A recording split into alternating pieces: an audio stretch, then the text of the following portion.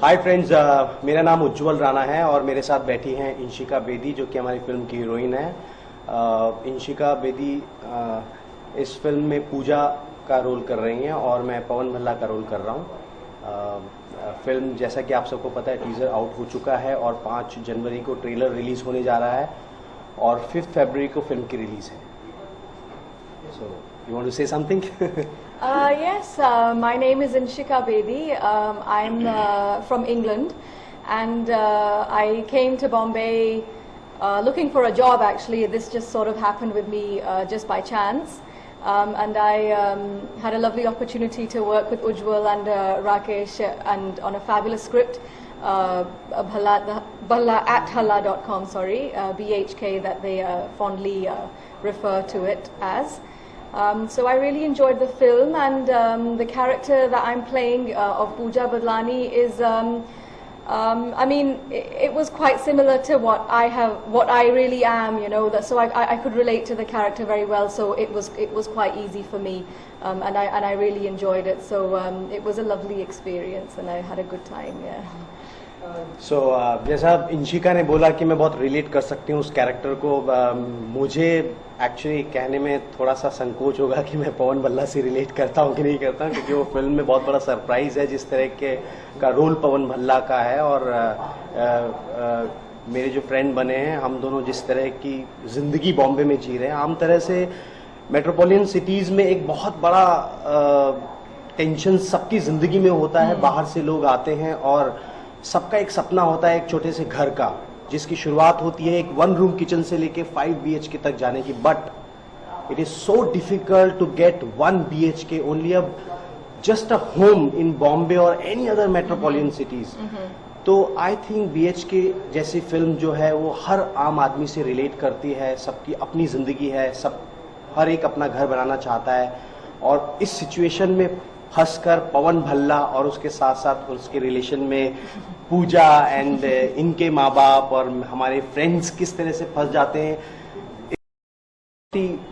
Intelligently लिखी हुई comedy है जिसमें आपको ना चाहते हुए भी फंसना पड़ेगा और हंसना पड़ेगा। जैसे कि हमने देखा कि पोस्टर में काफी क्योस नजर आ रहा है, तो क्या कहना चाहेंगे, शूटिंग का एक्सपीरियंस कैसा था फिल्म का, और जो बड़े बड़े स्टार्स हैं उनके साथ काम करने का एक्सपीरियंस कैसा था? देखिए, जिस तरह का कियोस आपको पोस्टर्स में नजर आ रहा है वो फिल्म में आपको बिल्कुल नजर नहीं आएगा। बहुत ही सुलझी हुई सीधी सादी फिल्म है। फिल्म्स के बहुत सारे फार्मूलाज होते हैं अपनी हिंदी फिल्म इंडस्ट्री में, आपने देखा ही होगा, लेकिन हमारी फिल्म बहुत ही रियलिस्टिक पैटर्न पर बनी हुई है, बहुत ही स्मूथ है। ऑडियंस उसको बड़े आराम से ले लेता है और चूंकि उससे रिलेट करती है तो बहुत ही स्मूथ वे में जाती है। तो फिल्म देखने में आपको बहुत मजा आएगा, और जिस तरह से सिचुएशंस में कैरेक्टर फंस जाते हैं, इतना मैं प्रॉमिस करता हूं कि इस तरह का कियोस तो है, पर वो एक सुलझा हुआ कियोस है जो कि अपने आप में बहुत बड़ा surprise. And I think what people will really enjoy about this film is, especially all over India, like you mentioned about the big issues that people have in trying to purchase a house here and how difficult it really is. I think a lot of people will be able to relate to the problems that have arisen in this film, and you know, you can immediately say, oh yeah, that happened to me and this happened to me, oh god, I'm going through the same rubbish right now with this problem and that problem. So it has really picked up on situational things that happen to people in day-to-day life, and that's, you know, that's I mean, I really of the script and doing this, so you know, that's something that the audience can really look forward to, is being able to relate to a situation that they face on a day-to-day basis. So you know, that's and just add to her, it's not about, you know, just getting a home in the metropolitan cities. कई बार होता क्या है कि आपको एक 1 BHK का हमारा dream है और वो हमको मिल जाता है, लेकिन उसके बाद भी डिजायर्स खत्म नहीं होती है। एक और एक्स्ट्रा कमरे की चाहत जो इंसान की होती है। 2 BHK हो गया तो उसके बाद 3 BHK, 3 BHK हो गया तो उसके बाद 4 BHK। हमारे जो डायरेक्टर हैं राकेश चौधरी, जिन्होंने इस फिल्म को कंसीव किया है, बहुत ही खूबसूरत तरीके से लिखा है। उनके अंदाज में कहें तो गुलजार साहब की एक लाइन वो बोलते हैं, जो अभी आप इंटरव्यू लेंगे तो अब जावेद साहब की, सॉरी, राकेश चतुर्वेदी ओम जो हैं, वो हमेशा से कहते हैं कि हर इंसान को अपने घर में एक कमरा कम मिलता है, वो उसके बारे में आपको बताएंगे। और मुझे लगता है ये बात सभी पर लागू होती है, हम सब पर लागू होती है। जैसे जैसे हमारे जिंदगी बढ़ती जाती है हमें महसूस होता जाता है कि हाँ हमारे घर में एक कमरा कम है। तो घर के बाद, घर मिलने के बाद और कमरों की चाहत और इसी तरह की सिचुएशंस हमारी फिल्म में है, जो कि बड़े ही स्वाभाविक तौर से ऑडियंस को हंसा जाएंगी और गुदगुदा जाएंगी। काफी मंजे हुए कलाकार हैं फिल्म में, तो उनके साथ काम करने का एक्सपीरियंस कैसा था? I had a lovely experience working with Ujjwal. Firstly, you know, he's also quite a big star on TV, from what I know, and you know, he's been a great help, and he really helped me throughout the film with regards to my Hindi. My Hindi was not so good, so he really helped me with that initially, and I mean, these were the first celebrities. Any celebrity. So when I met Mr. Pawa and his wife, I had seen them in quite a few films. They've done a mammoth amount of work. So I was a bit starstruck, honestly, because they were so good. I mean, I had no acting experience anyway. So it was quite inspiring, and to have to be able to work with them, and you know, for them to remember their lines so quickly and spontaneously create so much humor on the set. It was lovely, and I had an absolutely amazing time working with them. So and you know, even backstage, they were great. They were really nice. They were friendly. They made me feel comfortable. And you have a lot to learn with such experienced veterans from the industry, which is really nice. So I had a lovely time working with everybody. Yeah. So about my experience is like Yashpal ji and Manoj Pahwa, Seema Pahwa, ये सब लोग हमारी film में हैं। Basically I am from theatre, तो normally ये सब लोग हमारे सीनियर्स थे, बट फिर भी थिएटर में ऐसा होता है कि हम लोग एक दूसरे को बहुत अच्छे से जानते हैं, एक दूसरे के हम लोग नाम भी जानते हैं, तो ऐसा बहुत नयापन फील नहीं हुआ। जैसे एज अ पर्सन भी सब they are very nice, and उनके साथ काम करके बहुत मज़ा भी आया। और जब मजे हुए कलाकार के साथ आप काम करते हैं तो आपकी परफॉर्मेंस भी बहुत अच्छी होती चली जाती है। So I think it was her first film, and इस तरह का एक्टिंग का बड़ा पार्ट भी इनके लिए पहली बार था। इन Hindi. And that too in Hindi, because I'm from a modeling, not even a modeling background, which also happened just by chance. You know, I was in Bombay looking for a job, and I, you know, stumbled upon doing ad work, and I never looked back. I continued with ads. But in terms of dialogue delivery and speaking Hindi, I literally had rejected this project, and I'm being honest, because I said I didn't want to let the crew down, because I knew that I probably may not be able to do it. But they worked so hard on me, and they gave me that comfort. And I felt really comfortable with the team. So yeah, I mean, it was lovely. So because anyway, of the team, I think Rakesh and मैं बहुत ज़्यादा confident थे कि इतने सारे अच्छे कलाकार के साथ इंशिका भी आ रही हैं, तो हमें कोई ऐसी प्रॉब्लम होगी नहीं, जो कि आप फिल्म में देखेंगे। बहुत ही शानदार अभिनय इन्होंने किया है, जिसकी सराहना मैं अभी तक करता हूँ, and she has done a fantastic job. Thank you. बड़े पर्दे पर इमोशनल सीन और रोमांटिक सीन काफी आसान होते हैं, लेकिन कॉमेडी करना काफी मुश्किल होता है, लोगों को हंसाना काफी मुश्किल होता है, तो इससे कितना सही मानते हैं आप? देखिए, रोमांटिक सीन और इमोशनल सीन भी आसान काम नहीं होते हैं, और कॉमेडी भी आसान काम नहीं होती है, लेकिन हमारी फिल्म में इन सबका मिक्सचर है। हालांकि चूंकि हम लोगों ने ये फिल्म कॉमेडी फिल्म बनाई है, तो ये इस फिल्म में भी आपको कहीं कहीं वो जगह हम लोग ऐसे छू के जाते हैं जहां पर इमोशनल ड्रामा भी है। But yes, comedy is a very difficult part, and as a maker मैंने कॉमेडी प्लेस डायरेक्ट भी किए हैं और शो बनाया भी है, तो it's like I know that making comedy is a very very difficult job. But ये फिल्म का प्रोजेक्ट जिस तरह से सामने आया, और राकेश ने जिस तरह की एक सिंपल सी स्क्रिप्ट को इतने शानदार ढंग से लिखा, एक्चुअली डायलॉग में एक अपने तरह का अलग नयापन है, जो कि अगर आप देखेंगे तो फिल्म में आपको पता चलेगा।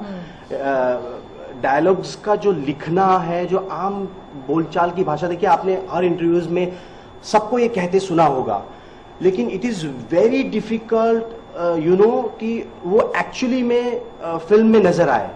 इतने शानदार नीरज बद्वार हैं जो कि बहुत बड़े सटायरिस्ट हैं, जिन्होंने इसमें अपनी फिल्म में हमें फिल्म में लाइंस भी दी हैं।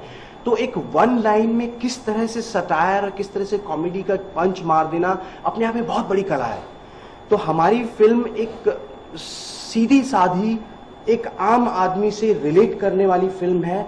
उसमें भाषा का किस तरह से इस्तेमाल किया गया है और कैसे ह्यूमर निकाला गया है, ये अपने आप में बहुत अमेजिंग है, जो कि आपको BHK में देखने को भरपूर मात्रा में मिलेगा through out starting of the film and till the end of the film. Comic writing और फिल्म की राइटिंग में काफी डिफरेंस होता है, तो आपको क्या लगता है जो डायरेक्टर जिन्होंने इसे लिखा है उनके बारे में आप क्या कहना चाहेंगे, और उन्होंने आपको पोर्ट्रे कैसे किया अपनी स्टोरी? देखिए, क्वेश्चन बहुत इंटरेस्टिंग किया आपने। आपने जिस तरह से बात की है, हमारे जो राइटर्स हैं इसमें जिन्होंने लिखा है वो भी अपने आप में बहुत नए राइटर्स हैं। हालांकि राकेश चतुर्वेदी जी जो हैं, जिनको काफ़ी एक्सपीरियंस है, he is from National School of Drama, so he is been into in the industry and लिखने में उनका काफ़ी सारा टाइम हुआ है। लेकिन इस फिल्म में इन्होंने जो टीम बनाई है, फिल्म राइटिंग की आप बात कर रहे हैं, इसमें जो डायलॉग जिन्होंने लिखे हैं उन्होंने कभी फिल्मों में डायलॉग नहीं लिखे हैं, बट ये राकेश चतुर्वेदी जी का कॉन्फिडेंस है। उनको उनकी फिल्म के लिए क्या बेस्ट लगा और किस तरह से उन्होंने हैंड पिक करके डायलॉग्स को लिखे, डायलॉग्स को चूज करके फिल्म में डाला है, ये अपने आप में बहुत इंटरेस्टिंग है। कैप्टन ऑफ द शिप को अगर मालूम है कि हर डिपार्टमेंट में कहां कहां किस चीज में अकॉर्डिंग टू द फिल्म क्या चाहिए, तो कहीं पर कोई समस्या रहती नहीं है। नीरज बद्वार हैं जिन्होंने कभी लिखा नहीं है, लेकिन अगर आप उनके लेखन को फेसबुक में अगर आप कभी टाइप करेंगे और उनको देखेंगे तो आपको एक लाइन में समझ में आ जाएगा कि ह्यूमर होता है।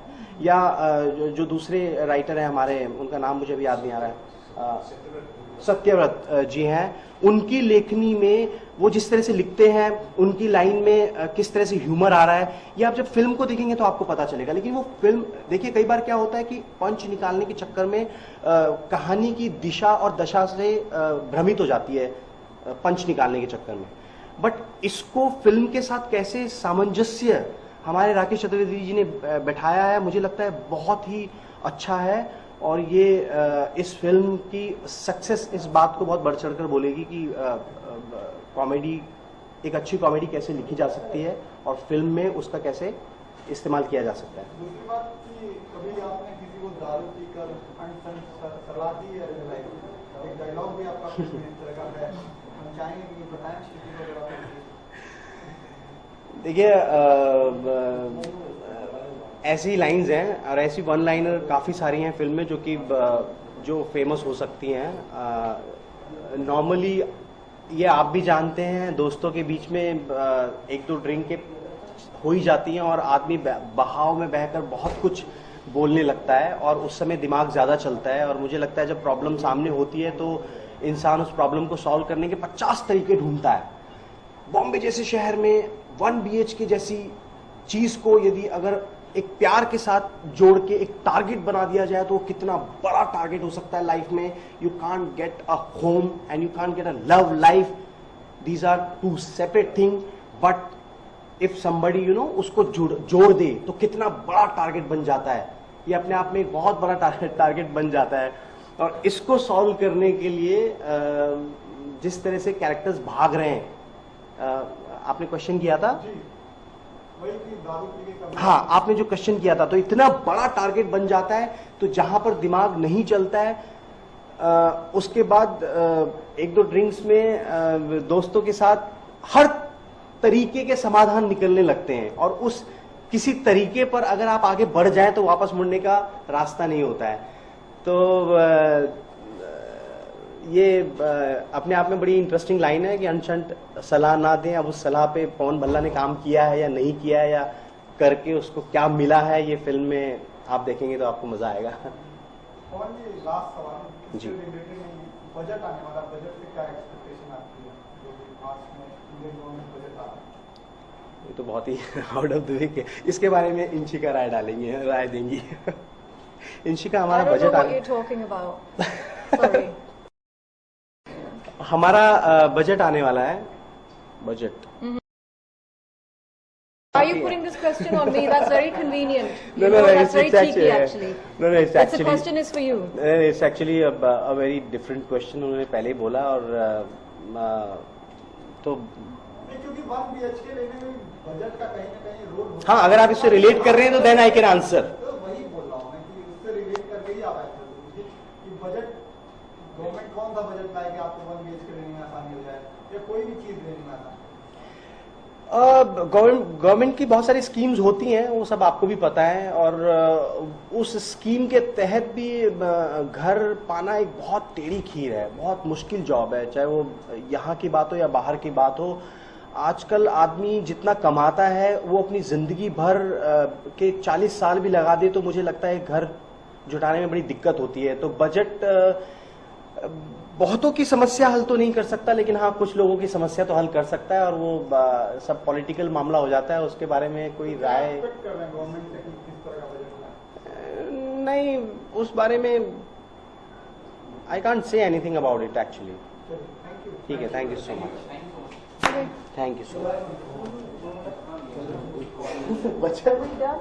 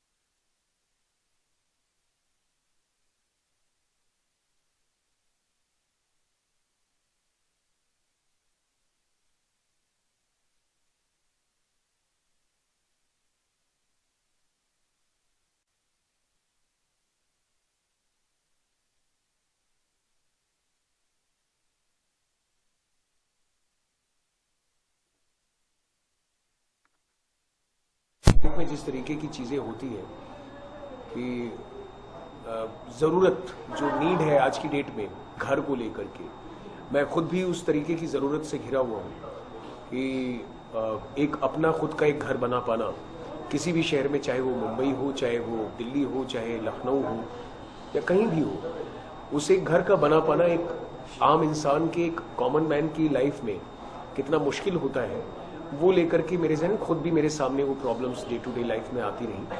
तो एक छोटी सी ऐसी घटना घटी कि मतलब कि मेरे घर में मेरी शादी वगैरह की बातचीत चलती रहती थी, तो हर शादी करने वाले पूछते भाई लड़के का घर है कि नहीं है, लड़का खुद की छत है कि नहीं है। तो इस तरीके से करीब 7-8 चीजें जो है, 7-8 रिश्ते जो है वो इसी तरीके से रिजेक्ट होते हैं कि भाई इसका तो अपना घर नहीं, मुंबई में रहता है ये वो।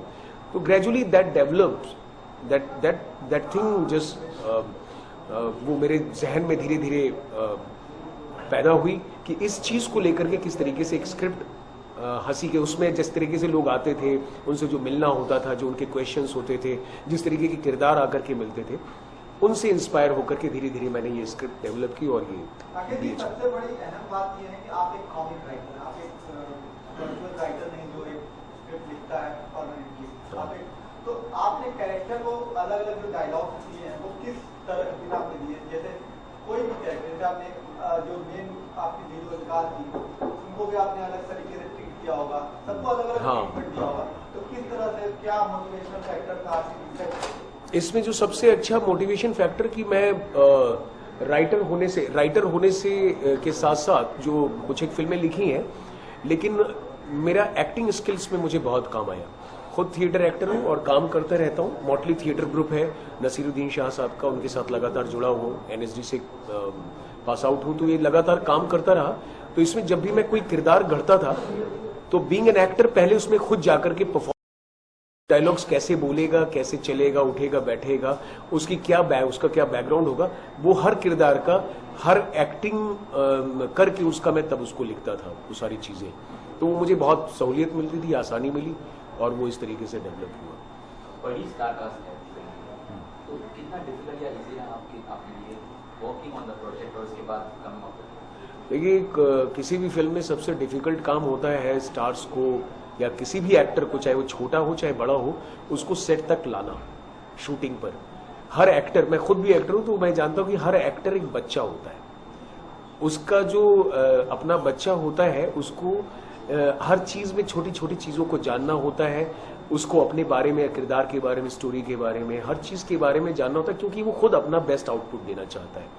तो ऐसे में खुद जो जिस फिल्म में जितने भी एक्टर्स हैं, मैं खुद उनके साथ लगातार काम करता रहा हूं बीइंग एन एक्टर। तो मुझे उनको समझाने में, चीजों को आपस में इंटरेक्ट करने में, कन्वर्सेशन में, या कोई भी चीज उनको मुझे एक्सप्लेन करने में बहुत दिक्कत नहीं आई। पूरा सपोर्ट रहा और उन्होंने आकर के उस चीज को जो फिल्म के लिए चाहिए थी, जो जरूरत थी किरदार की, उनको आकर के पूरी तरीके से जीवंत किया, उसको लाइव किया। तो ट्रेलर कब रिलीज होने वाला है, लोगों तक कब पहुंचेगा और कब रिलीज होने वाली है? 5 जनवरी 2016 को इसका ट्रेलर जी म्यूजिक कंपनी के यूट्यूब चैनल पे आ जाएगा। टीजर हमारा अभी कल ही आज 29 तारीख को आ चुका है जी म्यूजिक कंपनी के यूट्यूब चैनल पे। तो ज्यादा से ज्यादा देखें और 5 फरवरी को हम फिल्म रिलीज कर रहे हैं। तो 5 जनवरी हमारा ट्रेलर है और ठीक 1 महीने बाद 5 फरवरी को ये फिल्म दर्शकों के सामने सिनेमाघर में आ जाएगी। Thank you very much, thank you so much. ये करने आए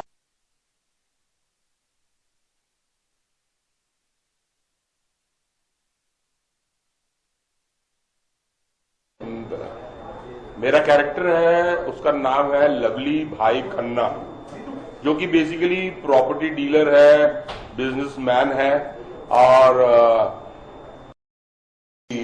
बेसिकली खाने पीने वाला अय्याश किस्म का आदमी है और दादागिरी टाइप का आदमी है। और लेकिन ये है कि जितना बाहर फ्लैम्बॉन्ड है और अय्याश है और दारू पीना, अय्याशी करना उसमें बिलीव करता है, लेकिन उतना ही घर के अंदर बीवी से डरने वाला आदमी है। बेसिकली ये उसका कैरेक्टर है और ये जो है सीमा जी उसकी वाइफ का कैरेक्टर प्ले कर रही है। इस कैरेक्टर का नाम है नीलम और ये बहुत अच्छी फैमिली से और पैसे इसके ही हैं जिसपे लवली राज करता है। तो इस बात का उसको है कि मेरे बिना पूछे मेरा पति कोई और काम ना करे। लेकिन मजेदारी इसमें यह है कि पति इतना डरते हुए भी सब कुछ कर लेता है और वो बीवी फिर भी इतना डोमिनेट होते हुए भी बहुत ही इनोसेंट है। तो ये इसकी सबसे बड़ी खूबी है कि वो दोनों कैरेक्टर्स बड़े मजेदार हैं उस तरह से कि एक दूसरे से रिलेशन अलग है, बट एक्चुअली में एंड में देखते हैं तो हमें ऐसा लगता है कि अरे तो बड़े प्यारे से लोग हैं, मतलब किसी को नुकसान नहीं पहुंचा सकते। सर, इस फिल्म से आप कैसे जुड़े? जब आपको ऑफर किया गया तभी आपका क्या रिएक्शन था इस फिल्म के लिए? क्योंकि out and out comedy film है। हाँ, मतलब राकेश चतुर्वेदी जो कि इस फिल्म के डायरेक्टर हैं, उनके साथ हम पहले भी स्टेज पे काम कर चुके हैं और इनफैक्ट उन्होंने जो पहली फिल्म बनाई थी इससे पहले उसके अंदर भी हमने काम किया था। उनके साथ हमारे संबंध रहे हैं, स्टेज हम लोग साथ में काम करते रहे हैं। तो जब उन्होंने इसकी स्क्रिप्ट तैयार की तो लेके आए प्रपोजल और स्क्रिप्ट बहुत इंटरेस्टिंग लगी और कैरेक्टर बहुत इंटरेस्टिंग लगा और स्क्रिप्ट पढ़ते ही हमें लगा कि ये तो बहुत मजेदार स्क्रिप्ट है, आउटडोर एंड आउट कॉमेडी है, फन फिल्म है, एंटरटेनिंग फिल्म है और इमीडिएटली हमने एकदम हाँ कर दी कि हाँ इसको करते हैं, बड़ा मजा आएगा इसे करने में। कोई बिल्कुल संकोच ही नहीं हुआ, सोचना ही नहीं पड़ा कि भाई क्यों ना की जाए, इतनी अच्छी स्क्रिप्ट थी। सर जब भी कोई फिल्म साइन करते हैं तो आपका क्या थॉट प्रोसेस होता है, क्योंकि हमने देखा है कि आपके कैरेक्टर सबसे अलग होते हैं और काफी स्ट्रॉन्ग होते हैं, तो क्या थॉट प्रोसेस होता है जब अपने किरदार को चुनते हैं? बेसिकली कुछ ज्यादा थॉट प्रोसेस उसके अंदर, कैरेक्टर इंटरेस्टिंग होना चाहिए, लोगों को देखने में मजा आना चाहिए उसके अंदर। मेरा सिर्फ बेसिक थॉट ये रहता है कि उसके कोई वल्गैरिटी नहीं होनी चाहिए, एक फैमिली एंटरटेनमेंट हो, सारी फैमिली अच्छी तरह से देख सके उसको, और जो डायरेक्टर हैं, जो टीम है, उसके साथ एक अच्छा रैपो होना चाहिए ताकि काम करने में मजा आए और आप अपने काम को एंजॉय करें। अगर आप अपने काम को एंजॉय करते हैं तो डेफिनेटली लोग भी उसको एंजॉय करते हैं। मेरा तो ये क्राइटेरिया रहता है।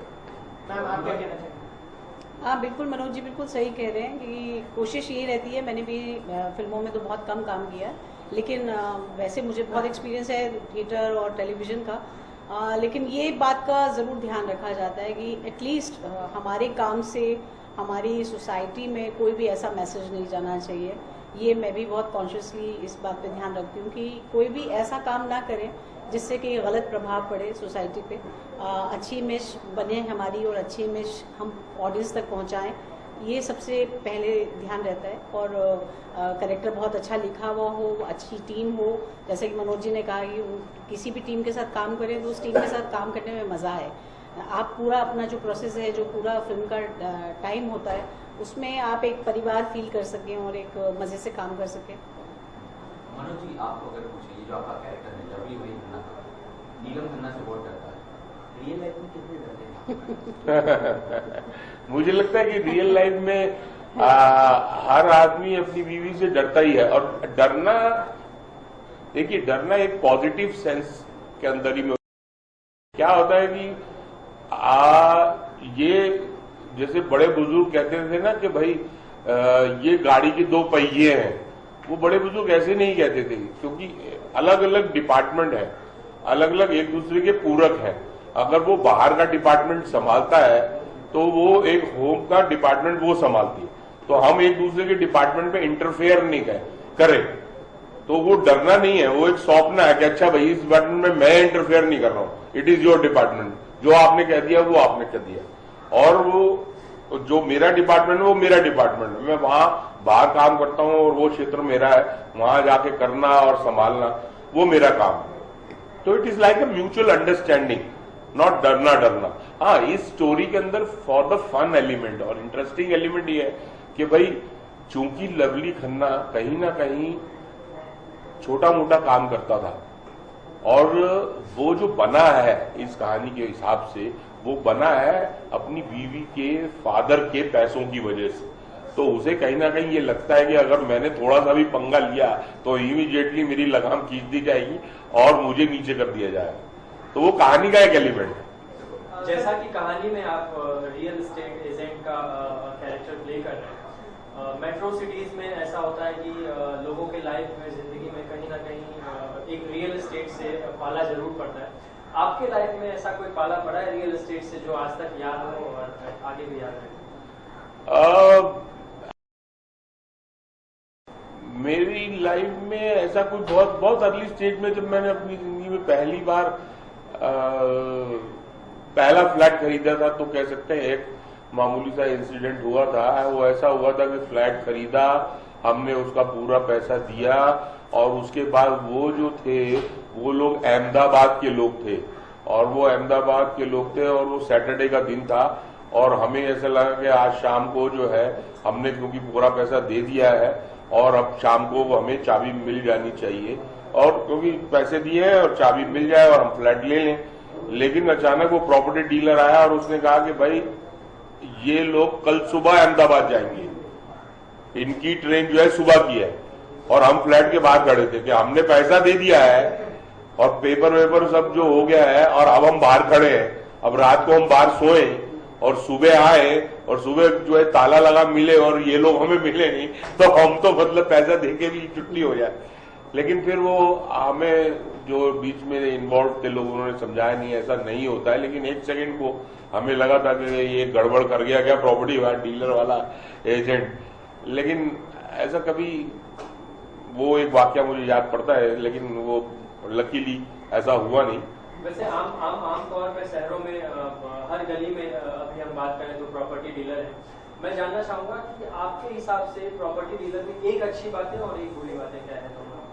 नहीं, ऐसा मेरा कोई एक्सपीरियंस नहीं है जो कि मैं कुछ ऐसा कुछ बुरा या अच्छा कह सकूं, लेकिन जनरली स्पीकिंग तो हम लोग क्यों उन प्रॉपर्टी डीलर के बीच में पड़ते हैं, क्यों पड़ते हैं, उनकी जरूरत पड़ती है, कॉमन सेंस की बात है, क्योंकि हम जानते नहीं है कि हम क्या है, कौन लोग हैं, किनको जानते हैं, because they are into business, या उनकी जरूरत दे नो पीपल, इसीलिए वो बीच में वो लेते हैं। तो ये वो इट्स लाइक ए बिजनेस। तो हाँ वही है जी सर, आखिर में आपसे जानना चाहूंगा कि जैसे कि आपने कहा कि आप एक गलत मैसेज नहीं देना चाहते फिल्म के थ्रू, शुद्ध कॉमेडी है, तो बॉलीवुड में अभी कॉमेडी के अलग अलग जॉनर्स आ गए हैं, सेक्स कॉमेडी, एडल्ट कॉमेडी, तो उसके ऊपर आपका क्या रिएक्शन है? देखिए, जॉनर तो हमेशा से रहे हैं, आज से नहीं है।